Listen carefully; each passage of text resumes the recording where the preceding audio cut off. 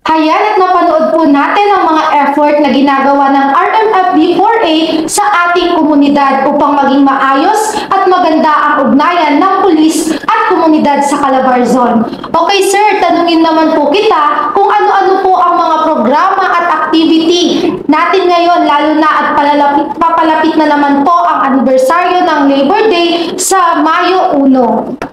Yan, nung nakarang araw lang, Priscel, ay nagpatawag ang ating masipag at magaling na Chief Regional Staff ng Police Regional Office Calabarzon, si Police Colonel Julio C. Soriben. At na-discuss na natin yung mga paghahanda natin dito. So, nagkaroon ng pagpupulong ng mga DPDOs, All Operations Officers ng bawat PPO para talakayin kung ano yung mga magiging problema at ma-anticipate natin ang ating mga actions pagdating ng araw na yan. Alam naman natin na tuwing anibersaryo ng Labor Day o Mayo 1 ay sinasamantala ng mga makakaliwang grupo ang araw na ito upang mag-protest, rally o demonstrasyon sa iba't ibang panig ng mga bansa na kung minsan nagkakaroon ng kaguluhan. Bilang frontliner po sa mga paglaban sa ganitong gawain, sir, ano pong paghahanda ang ginagawa ng inyong tanggapan upang mapigilan ang pagsasamantala ng mga grupong ito sa araw ng selebrasyon ng Mayo 1, sir? Ongoing yung ating monitoring sa lahat, no? Tulad nga na nabanggit ko, tapos na yung initial na meeting na ginawa, yung coordination meeting. So meron ng pagplaplano kung paano magmo-monitor para hindi mag-overlap yung mga functions ng ating intel community. So sa mga known, mga identified na mga grupo, kung saan sila nanggagaling ay meron na tayong nakatutok doon, no? So titignan natin kung sila ay magsasagawa ng pagrarally sa araw na yan, kung sila ba may kaakibat o kaampatang mga permits, yun ang mga ating pagbabasehan. Ngayon, yung ating coordination din sa mga barangay, sa mga different LGUs ay tuloy-tuloy din para maagapan natin kung ano man yung ikikilos ng mga ralista sa araw na yan. Okay po sir, kamustahin naman po natin ang ating Revitalize Police sa Barangay program ng PNP na ginagawa po ng inyong tanggapan sir. Ano po ba ang Revitalize Police sa Barangay o RPSB at papaano po ninyo ito isinasagawa sir? Dati-dati kasi meron tayong mga pulis sa barangay. So bawat isang barangay ay may nakatalaga na isa o dalawang pulis. So ito ay hindi naging sapat, no, para makamtan natin yung ating objective o para makabit natin yung ating objective. So dito ngayon kaya nagkaroon ngayon ng mga innovations, no, para dagdagan kung ano yung kakulangan para mas lalo tayo magiging epektibo. So ito na yung RPSB o Revitalize Police sa Barangay. Ano po ba ang pagkakaiba naman ngayon sir ng RCSP o Retooled Community Support Program at Revitalize Police sa Barangay o RPSB na program ng PNP ngayon sir? Dati kasi, ang ginagawa ng kapulisan at mga sundalo natin ay nagsasagawa sila ng mga community support programs. Ito ay mga different activities, no, sa mga lugar o gidan apektado ng mga communist terrorist group o mga NPA. At sa urban areas naman, na yung lugar na mga apektado ng mass organization. Dito kasi yung prone, no. Ito yung mga sinasamantala ng mga CTG. Ito yung may mga problema. Problema nila na ang pinapakalat ay may kakulangan ang gobyerno. So yun ang talagang sinisikap nilang makuha. So yun naman ang ating sinisikap na mapigilan. Ayan, so naipaliwanag ng mabuti ni Sir Norman kung ano ang pagkakaiba ng RCSP at ng RPSB o Revitalized Police sa Barangay. Alam niyo po sir, napakaganda po ng programang Revitalize Police sa Barangay upang masuportahan ang programa ng NTF-ELCAC sa Barangay Development Program kung saan lumalapit tayo sa kalooban ng ating mga kababayan na siyang magiging community foundation para makuha natin ang trust and confidence ng ating kababayan. Yes, Priscel, tama ka dyan. Last week, no, hindi ko nabanggit nung una na nagkaroon ng denouncement activity sa bayan ng Sariaya. Eto, 98 na individual, no, yung nakasama namin ni Ma'am Mildred doon sa bayan ng Sariaya. So, sa pangunguna ng butihing mayor ng Sariaya na si Mayor Marcelo Gayeta, ay 98 na supporters nang nagkaroon ng denouncement o pagbawi ng suporta sa mga CTGs natin doon.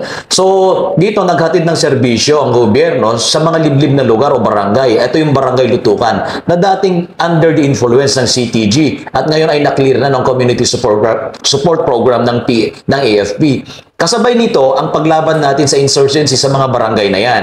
Ginagawa na kasi natin ito para hindi muling balikan ng mga communist terrorist group ang mga barangay na dati nila lang pinagkukutan o sumusuporta sa kanila na ngayon ay nakuha na ng gobyerno o na-cleared na sa problema ng insurgency. Sir, ano-ano naman po yung iba pa nating mga programa na dapat abangan ng ating mga kababayan dito po sa Calabarzon, sir? Sa kasalukuyan, Priscel, ay tuloy-tuloy yung ating activity. Sa bayan ngayon o sa isla ng Cagbaleta, ito isang tourist spot din no, sa bayan ng Mauban sa Cagbaleta Island, ay nandoon yung ating isang team. Mayroon pa ring ongoing na activities dun sa bayan naman ng Sariaya. So sa Quezon, ito yung ma-identified natin na mga lugar na kung saan may mga dating nagsusuporta sa mga kabilang grupo. Okay po, sir. Final words na lang po. Baka meron po kayong mensahe para sa ating mga kababayan at lalong-lalo na sa ating mga kasamahang pulis at mga audiences po na nanonood sa atin ngayon. Sa mga tagapanood, tagapakinig ng programang ito na ang ugnayang pulis at komunidad sa Calabarzon, tuloy-tuloy po nais naming hingin ang inyong tuloy-tuloy na pagtulong sa amin kasi lahat po ng activities namin na ito ay hindi po magiging tagumpay kung wala po ang inyong suporta. Ayan, may mga nais pa po ba tayong batiin o pasalamatan, sir?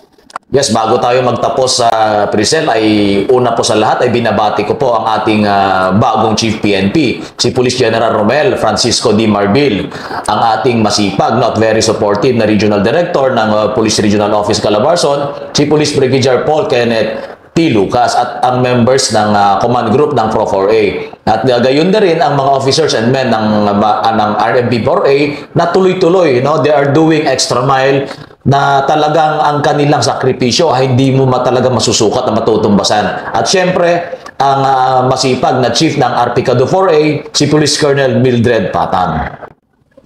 At muli sa lahat po ng kapulisan ng Police Regional Office Calabarzon at sa mga audience po namin na nanonood ngayon, sana po ay suportahan nyo kami lagi ang pinakabagong programa ng RPCADO 4A na pulis at komunidad sa Calabarzon. Sa RPCADO 4A, maraming salamat po sa pag-anyayaw sa amin, isang karangalan. At naging isa po kami sa naging guest nyo sa programang ito upang maiulat din sa komunidad sa Calabarzon ang mga gawain at iba't ibang aktibidades ng pulis ng Calabarzon o particularly ang RMP 4A. Maraming salamat din po, sir. Okay, bago po tayo magtapos, please follow and like and share din po ang aming FB pages, Pika G Calabarzon New Account, ang FB page po ng Pika G Tagapag-Ugnay, at sa lahat ng RPCADO's Facebook pages nationwide at ang mga FB page po ng Police Regional Office Calabarzon at syempre ang FB page din po ng RMFB Calabarzon.